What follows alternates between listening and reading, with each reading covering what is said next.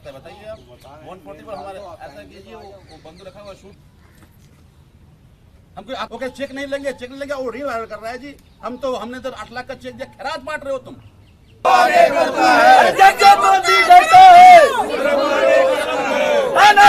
नहीं चलेगी। डूब मरो, डूब मरो। हाय हाय हाय, डूब मरो, डूब मरो, डूब मरो। है ना, हम दो लोग बैठे हुए हैं। 144 है ना, आप समझो, 144 है ना, सारे कानून का पता। 140 मैं दो लोग बैठा हूँ। आ जाओ, चलो हम 144 का वायलेशन हम नहीं कर रहे, हम दो लोग बैठ रहे हैं। कोई बात नहीं, हम दो लोग बैठ रहे हैं। हम बैठ नहीं सकते। हम धरना नहीं दे सकते। धरना हम खड़े हो जाते हैं। माँ जिनकी हत्या हुई, उसकी माँ यहाँ थी।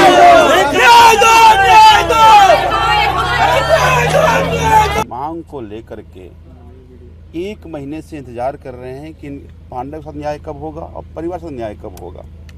जानकारी ये मिली कि जब टीआईपी कराई जा रही थी तो ऐसे टीआईपी कराई गई जिस तरह से जो एक्यूज को आइडेंटिफाई ना कर हो, उसके मुंह ढक दिए गए, जगह जगह उसको टोपी लगा दिया गया। तो ऐसे में इसका मतलब है कि पुलिस एक्यूज को बचाना चाह रही है और बचाए भी, क्योंकि वो खुद पुलिस से है। तो क्या था, उसका हत्या हुआ और मैं मानता हूं हत्या उसकी शहादत है, क्योंकि ये पूछ कर कहा गया। अगर वो ये कहता कि मैं बिहार का नहीं हूं तो हत्या नहीं होती। कहा कि मैं बिहार का हूं तो पॉइंट ब्लैंक रेंज से गोली मार दी गई। हम डे 1 से कह रहे हैं कि पहली बात कि स्पीडी ट्रायल हो, और दूसरी बात कि ये जो पीड़ित परिवार है, उस पीड़ित परिवार को घर कैसे चलेगा उसकी तो शहादत है। उसको 1 करोड़ के मुआवजे की राशि दी जाए और घर के लोगों को नौकरी दी जाए। लेकिन परिवार का मुआवजा तो छोड़िए, घर की नौकरी तो छोड़िए, उस एक्यूज को अब तक की जो पुलिस का रवैया रहा है, उस रवैया से समझ में आ रहा है कि उसको बचाने की कोशिश की जा रही है। और लगातार मैंने देखा, कल भी जब हम लोग मिलने गए थे पीड़ित परिवार से, पुलिस इलीगली डिटेन करके रखी थी थाने में। किसने अधिकार दिया इनको? इसलिए डिटेन कर रहे हो क्योंकि वो गरीब है, डिटेन कर रहे हो क्योंकि वो बिहार का है, पूर्वांचल का है, इनकी कोई आवाज नहीं है। ये नहीं होने देंगे हम, बहुत हो गया। ये अत्याचार बर्दाश्त नहीं किया जाएगा। और मैं मुख्यमंत्री जी को कह देना चाहता हूं कि माना 5 साल की सत्ता है तो पुलिसों की फौज लगा रहे हो तुम, लेकिन सत्ता परमानेंट किसी का नहीं होता, अहंकार परमानेंट किसी का नहीं होता। आज जिस तरह से इन मां के आंख से आंसू निकल रहे हैं ना, उसी आंसू रोओगे।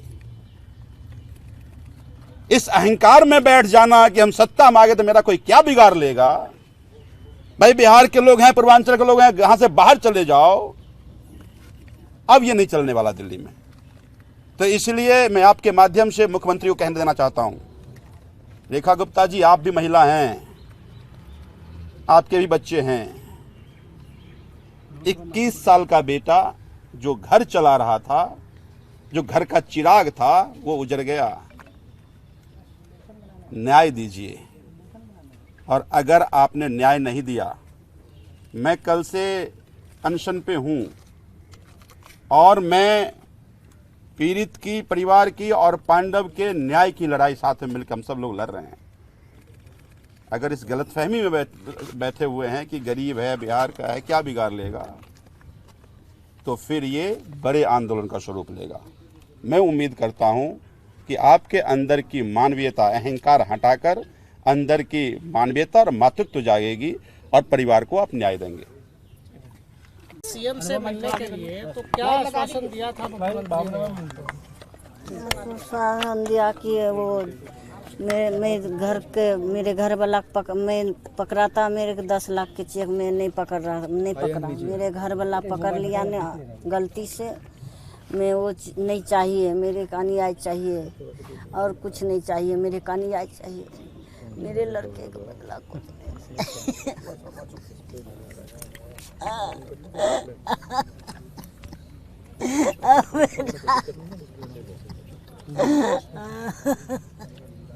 बेटा ओ बेटा ओ बेटा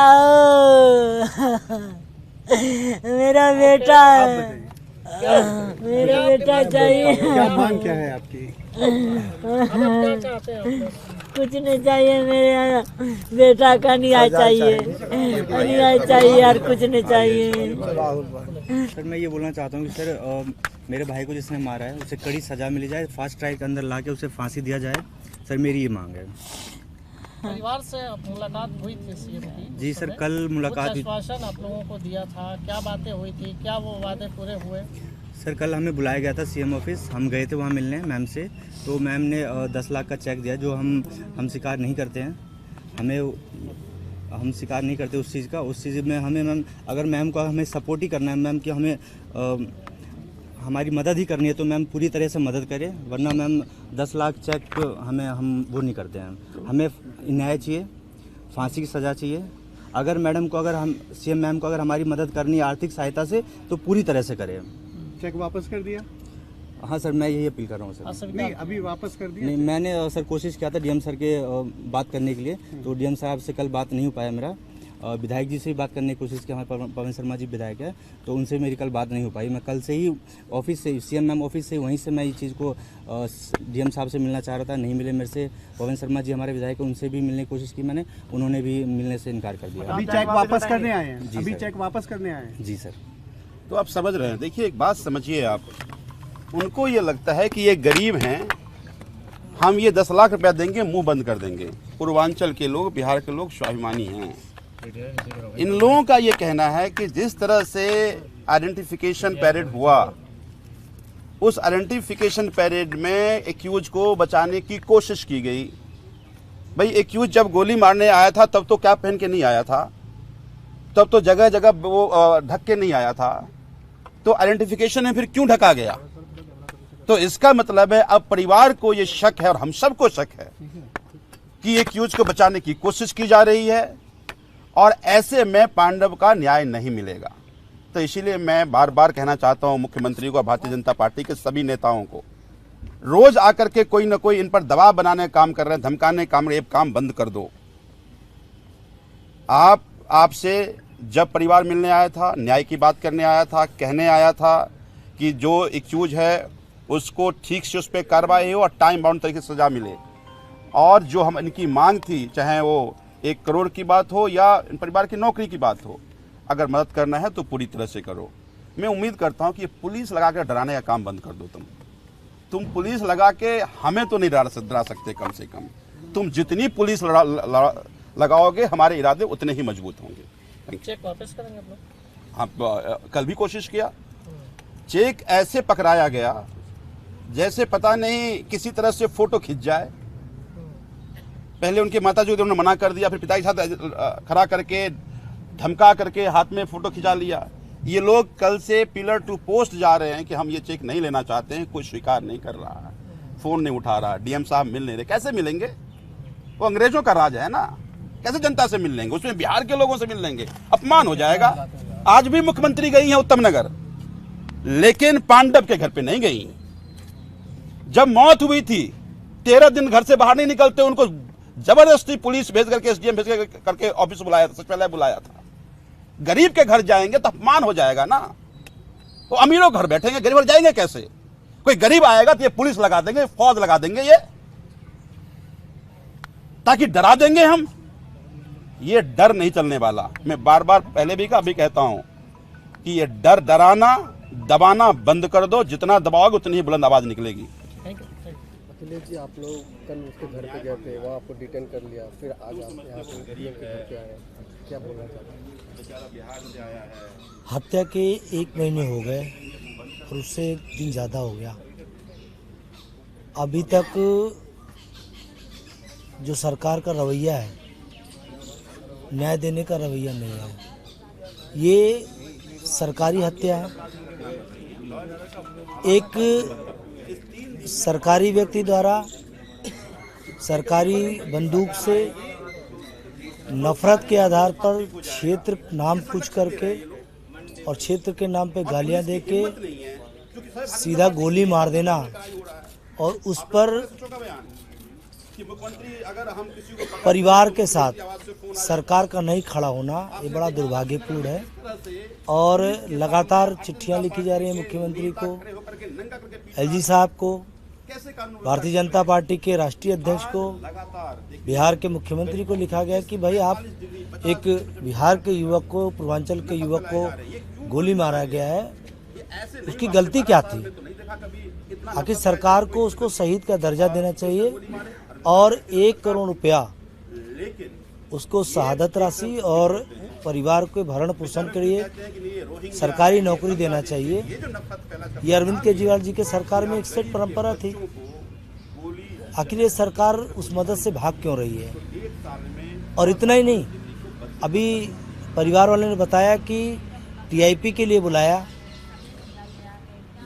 पहचान के लिए, जो जिसने गोली मारा 15 मीटर दूरी से उसकी पहचान कराई गई, 10 लोग खड़ा किए गए, उसके चेहरे पे टेप लगाया गया जगह जगह ताकि उसकी पहचान ना हो पाए, उसके टोपी लगाया गया, उसको आइडेंटिफिकेशन छुपाने के लिए। कहाँ ये बताइए किस कानून में लिखा है इस तरीके से टीआईपी होता है?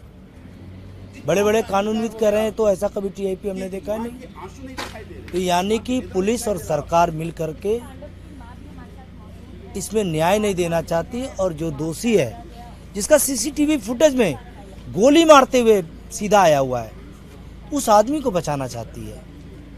तो हम भी उस न्याय की लड़ाई के लड़ने के लिए उस परिवार के साथ आए हैं। परिवार के लोग भी यहाँ खड़े हैं, हम सब उस परिवार के साथ खड़े हैं। हमारे प्रदेश अध्यक्ष सौरभ भारद्वाज जी कल वहाँ गए थे परिवार से मिलने के लिए, वहाँ बैठे हम लोग। संजीव भाई भूख हड़ताल पे हैं, हम सब उनके साथ उस भूख हड़ताल का समर्थन करने के लिए साथ हमेशा हैं और इस परिवार को न्याय दिला के रहेंगे। मुख्यमंत्री जी से मिलने आए थे न्याय के लिए, मुख्यमंत्री जी परिवार से ना मिलना चाहती हैं, ना न्याय दिलाने के लिए जो आ रहे हैं उनसे मिलना चाहती हैं। आखिर वो मिलना किसे चाहती हैं? सवाल है, न्याय मिलेगा कि नहीं मिलेगा? पूर्वांचल के लोग उठ खड़े होंगे। आप इसको जिद और बहस मत ले जाइए। लोग खड़े होंगे और गली गली से उठ करके सरकार के खिलाफ आवाज़ उठाएंगे। समय है, समय रहते अहंकार छोड़िए और परिवार की मदद करिए। यही निवेदन करने हम यहाँ पर आए हैं।